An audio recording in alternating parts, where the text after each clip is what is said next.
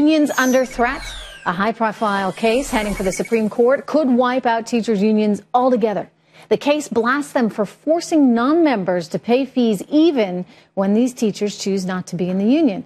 And these charges are pretty significant. Union members in California, they are charged $1,000 a year. Those who don't want to be in the union, guess what? The union is still going to hit you for $850. Well, how is that right? Rebecca Friedrichs has taught public school for more than 28 years in Anaheim, outside San Francisco in California. And she's calling the unions out, saying it is a violation of her First Amendment rights. She recently joined us along with her attorney, Terry Pell. Here's what compelled Rebecca to take issue with all of this. Well, I suppose I was compelled from the beginning of my career. I was a student teacher learning how to teach from an outstanding master teacher, but next door to us was a teacher who was, in my opinion, quite abusive to her little 6-year-old students. She would grab them by the arm and drag them and yell at them, and I was frightened of her at 22 years old, and I couldn't imagine how terrorized they must have felt. But she had job security. She did. I asked my master teacher, you know, what can we do about this situation? And she sat me down and she taught me about teachers' unions and how teacher tenure had morphed into permanent jobs, and how it's very difficult for school districts to rid themselves of even teachers who are abusive to children. Now, so you decided you didn't want to be in this union. This wasn't for you. Yet the union still wants to charge you, and that money, that $850 you have to pay, that goes to support what the union calls legislation. They say that it's legislation that ultimately is going to benefit everyone. In other words, you can translate that to being your money's going to lobbyists and politicians that the union supports. And you didn't like that, Rebecca? Well, that's right. Well, the unions split the dues into two portions. And so they have their collective bargaining dues, and then they have their overt political dues. So the only thing we're allowed to opt out of is the overt political dues, which in my case amounts to about $350 a year. And then in my particular school district, about $650 a year is spent on the collective bargaining.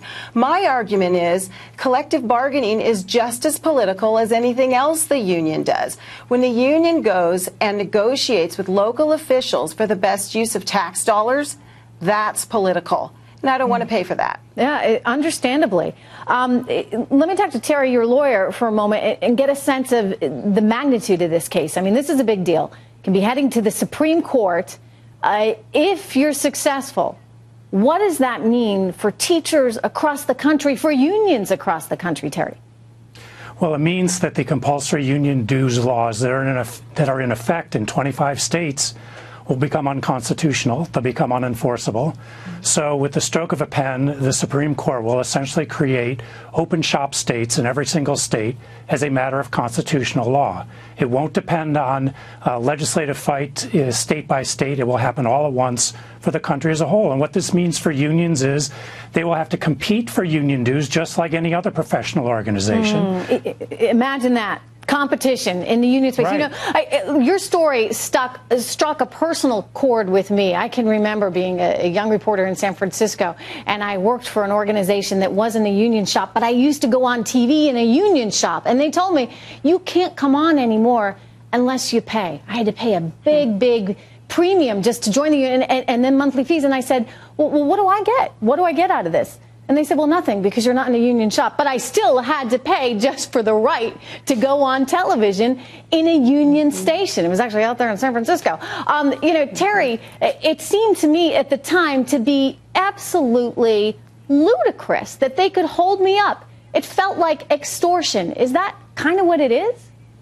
Well, the First Amendment says the state cannot compel individuals to speak out on anything. That means individuals have the right to decide for themselves what organizations to support, what positions to advocate, who to pay money to represent one's interests. And we think the same thing is true of unions. We think the union is promoting a political agenda, and we think teachers as individuals have a right to decide whether to support that agenda. Some teachers agree with the union. That's fine. Other teachers do not agree with the union, and under the First Amendment, they have the right to decide for themselves whether to pay money to the union, whether to pay dues. So that's what this case is all about. All right. Well, will Rebecca's case hold up in court?